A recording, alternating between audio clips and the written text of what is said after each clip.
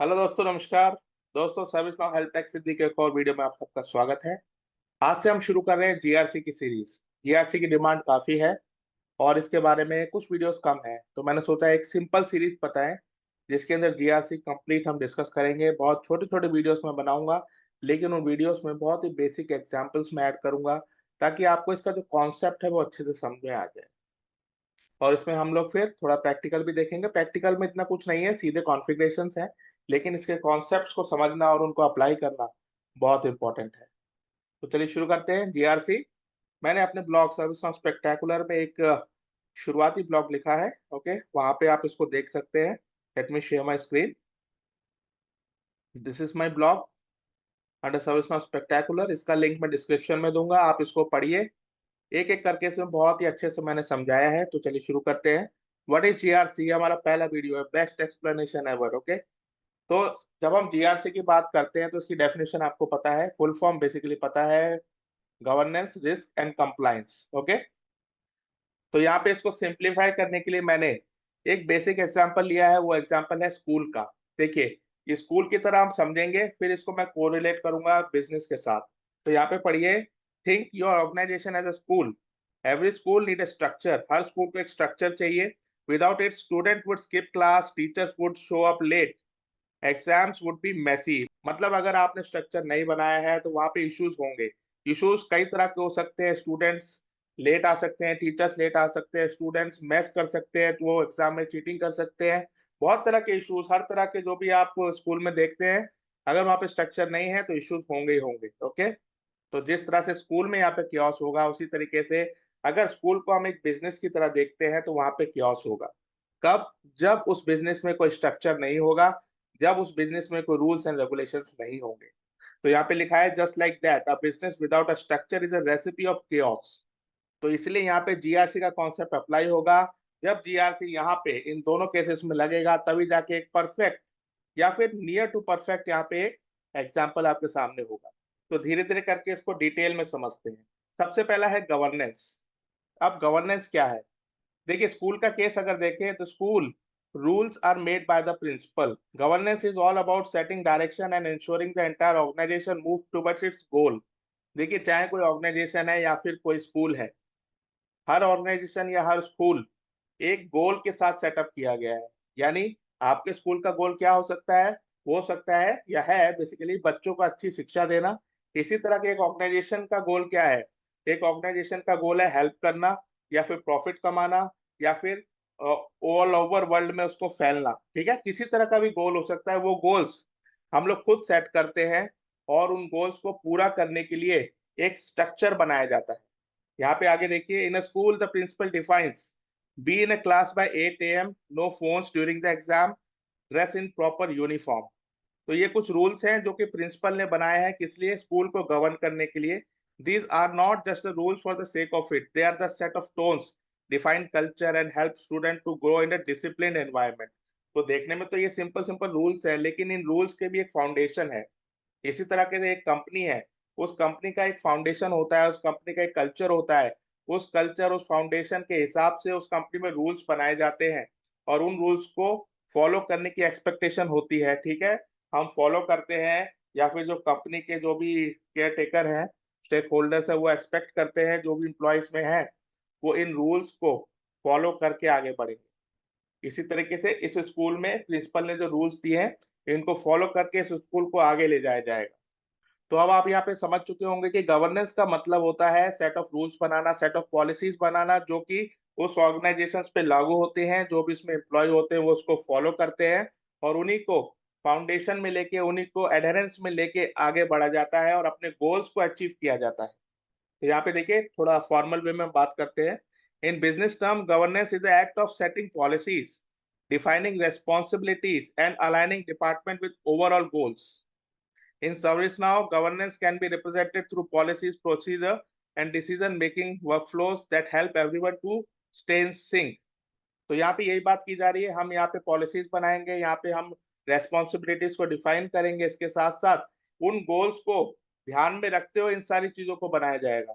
और इन रूल्स को, इन पॉलिसीज को डिफाइन करने के लिए सर्विस नाउ का यूज किया जाएगा, जिसमें सर्विस नाउ ऑटोमेटिक वर्कफ्लो देगा, ओके, इन वर्कफ्लो के थ्रू जल्दी से जल्दी इन पॉलिसीज को कंप्लीट किया जाएगा, ताकि जो भी कस्टमर है, जो भी क्लाइंट है, वो अपनी गवर्नेंस पॉलिसी जल्दी से बनाए।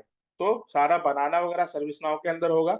जब हम इसका डेमो देखेंगे तब मैं आपको बताऊंगा कि किस तरह से यहाँ पे पॉलिसीज बनाई जाती हैं, किस तरह से यहाँ पे रूल्स को डिफाइन किया जाता है। लेकिन for the time being governance का यही मतलब है, सेट ऑफ पॉलिसीज बनाना with respect to the goals.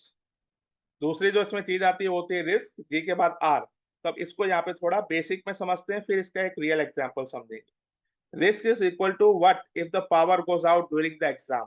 मतलब आपने पॉलिसीज तो बना दी, आप एक्सपेक्ट करते हैं कि लोग उनको फॉलो करें, लेकिन अगर कोई फॉलो नहीं करता है, या या फिर आपने जो पॉलिसी बनाई है उसको अचीव करने के लिए जो वर्कफ्लो है उसमें कहीं इफेक्ट आ जाता है, किसी भी तरीके का बाहर का इशू है, किसी भी तरीके का अंदर का इशू है, किसी भी तरीके का कोई इशू है जो कि आपको गोल्स को अचीव करने में रोक रहा है, उसको हम कहेंगे रिस्क। ओके, तो यहाँ पे जो हमारा स्कूल वाला एग्जाम्पल था, उसका एक गोल था कि अच्छे से बच्चों को शिक्षा मिले, अच्छे से उनके एग्जाम हो जाए।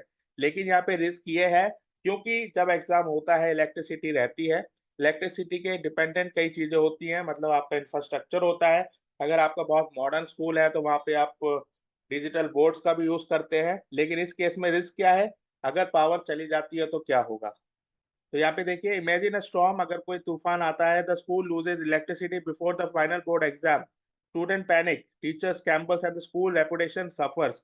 मतलब अगर ऐसा होता है तो यहाँ पे बहुत सारे लॉस होंगे, स्टूडेंट की पढ़ाई जाएगी और स्कूल की रेपुटेशन भी यहाँ पे स्टेक पर है। अब क्योंकि यहाँ पे स्टॉर्म की बात हो रही है तो ये एक अनसर्टेन रिस्क है, राइट। ऐसा हो भी सकता है, नहीं भी हो सकता, लेकिन हमें इसके लिए पहले से ही तैयार रहना पड़ता है। तो एक ऑर्गेनाइजेशन उसके जो भी बिजनेस गोल्स हैं उनको कंसीडर करके उनसे जो एसोसिएटेड रिस्क है उसको पहले से ही डिफाइन कर सकती है। हो सकता है कि वो रिस्क कभी ना हो, या फिर हो सकता है वो रिस्क डेली हो। तो उस रिस्क को कैसे मैनेज करना है, कैसे टैकल करना है, ये सारे ऑप्शंस भी आपके पास होते हैं। इस केस में जो स्कूल का केस है, इसके अंदर रिस्क मैनेज कैसे होगा, आपने पहले से एक इन्वर्टर लगाया है या फिर आपने जनरेटर रखा हुआ है, तो जैसी लाइट जाती है तो आप तुरंत वो जनरेटर या इन्वर्टर को ऑन कर देंगे और आपकी जो पावर सप्लाईज है, इलेक्ट्रिसिटी डिपेंडेंसीज है, वो एज इट इज रहेंगी। अब बिजनेस में रिस्क कहाँ कहाँ से होता है, देखिए बिजनेस में क्या इन्वॉल्व है, बिजनेस में पैसा इन्वॉल्व है, आपका डेटा इन्वॉल्व है, तो रिस्क हर तरफ है। जैसा कि यहाँ पे लिखा है, in a business risk are everywhere. यहाँ पे देखिए साइबर अटैक बता रखा है, सिस्टम आउटेज बता रखा है, अ फेल्ड वेंडर डिलीवरी बता रखा है, a new regulation is catching you of guard. मतलब देखिए आपके अंदर हो सकता है, बाहर हो सकता है, बाहर से मतलब कोई साइबर अटैक आपके ऊपर हो गया, ये एक रिस्क है। अंदर सिस्टम आउटेज, मतलब आपके सर्वर क्रैश हो गए, ये एक रिस्क है। तो यहाँ पे सर्वर क्रैश होंगे तो आपकी सर्विस इफेक्ट होगी, आपका डेटा ब्रीच हो सकता है। इसके बाद आपकी फेल्ड वेंडर डिलीवरी, हर कंपनी कहीं ना कहीं किसी वेंडर पे डिपेंडेंट रहती है, तो उस केस में उस वेंडर के अंदर कोई इशू आ जाए तो यहाँ पे आपका रिस्क होगा। अभी रिसेंटली आपने देखा था क्राउड स्ट्राइक का कितना बड़ा आउटेज आया था, जिससे पूरे के पूरे माइक्रोसॉफ्ट के जितने भी इश्यूज, जितने भी कस्टमर्स थे, उन सब पे इफेक्ट आया था और विंडोज डाउन चला गया था। इसके बाद new regulation is catching you of guard. कोई न्यू रेगुलेशन मतलब या तो गवर्नमेंट या फिर आपका वेंडर ही कोई न्यू रेगुलेशन लेके आया, जिसकी वजह से आप उसको अडॉप्ट नहीं कर पा रहे, तो वहां पे भी एक रिस्क हो सकता है। तो देखिए सबसे पहले अपने गोल्स के हिसाब से रिस्क को समझना, रिस्क को आइडेंटिफाई करना, फिर उसको मैनेज करना, और इस तरह से मैनेज करना कि उसका जो डिसरप्शन है वो कम से कम हो या फिर ना हो। इस पूरे को जो हम कहते हैं रिस्क मैनेजमेंट कहते हैं। So risk management in ServiceNow help organizations to identify risk at early stage, assess how bad they could be, and take actions before things spiritually go out of the control. ठीक है, action पहले से ही ले लेना। It is likely to having a backup generator and flashlight ready for before the exams room getting darker. अपने ऊपर वाले example में जैसे हमने बात की थी, यहाँ पे हम जनरेटर की बात करते हैं, जैसी लाइट जाए जनरेटर जल जाए और हमारा रिस्क रिजॉल्व हो जाए। तीसरा आता है बहुत important, which is compliance, GRC, governance risk and compliance. देखिए सबसे पहले केस में हमने गोल्स डिफाइन किए, उन गोल्स के हिसाब से हमने रूल्स बनाए, फिर उनके बाद उनके एसोसिएटेड रिस्क को देखा। फाइनली अब हम ये देख रहे हैं कि ऑर्गेनाइजेशन काम कर रही है, लेकिन क्या इसके अंदर जो हमने रूल्स बनाए हैं वो फॉलो हो रहे हैं, नहीं हो रहे हैं। अगर रूल्स फॉलो होते हैं तो बहुत अच्छी बात है, क्योंकि रूल्स फॉलो हो रहे हैं इसका मतलब हम अपने बिजनेस गोल तक विद प्रॉपर डिसिप्लिन पहुंच रहे हैं। कोई ऐसी चीज नहीं है जो हमें उन गोल्स तक ना पहुंचाए, ठीक है। आसानी से हम उन गोल्स को अचीव कर लेंगे और अपनी ऑर्गेनाइजेशन अच्छी जाएगी। लेकिन इन केस रूल्स को फॉलो नहीं किया जा रहा है तो हमारी जो गोल्स हैं वो अचीव नहीं होंगे। हम ये कह सकते हैं कि भाई जैसे ना तैसे हम ये कर लेंगे, लेकिन एक्चुअल में ऐसा नहीं होता है, क्योंकि एक ऑर्गेनाइजेशन के साथ कई लोग डिपेंडेंट होते हैं। ये एक बिजनेस एंटिटी है, इसके साथ कई वेंडर्स हैं, इसके साथ एम्प्लॉयज हैं, इसके साथ गवर्नमेंट्स भी इसको देख रही हैं। तो अगर आप रूल्स फॉलो नहीं करते हैं तो ये आपके साथ साथ आपके क्लाइंट्स को, आपके कस्टमर्स को भी अफेक्ट करता है, और अल्टीमेटली ऑर्गेनाइजेशन अपने ऑर्गेनाइजेशन गोल्स को अचीव नहीं कर पाता है। तो अगर हम स्कूल का एग्जांपल देखें तो यहाँ पे कंप्लायंस हम किस पे देख रहे हैं? Making sure that nobody cheat. Now let's say the school has a strict rules against cheating, but without a good monitoring system students still pass the notes, copy from phone और look over the shoulders. जी हाँ, अगर केवल classroom के बाहर लिख दिया कि यहाँ पे चीटिंग करना मना है और वहाँ पे कोई भी टीचर नहीं है, तो आप जान सकते हैं कि क्या होगा। आपके केस में भी बहुत बार हुआ होगा, राइट? तो रूल्स बनाने के साथ साथ उन रूल्स को फॉलो करना, स्ट्रिक्टली फॉलो करना भी हमारी रिस्पॉन्सिबिलिटी होती है। यहाँ पे अगर ऑर्गेनाइजेशन की बात करें तो ऑर्गेनाइजेशन की, इसके साथ साथ एक स्कूल की बात करें तो स्कूल की। अब ये जो भी रूल्स होंगे इनको कैसे हम लोग एडर करेंगे, कैसे फॉलो करेंगे स्ट्रिक्टली?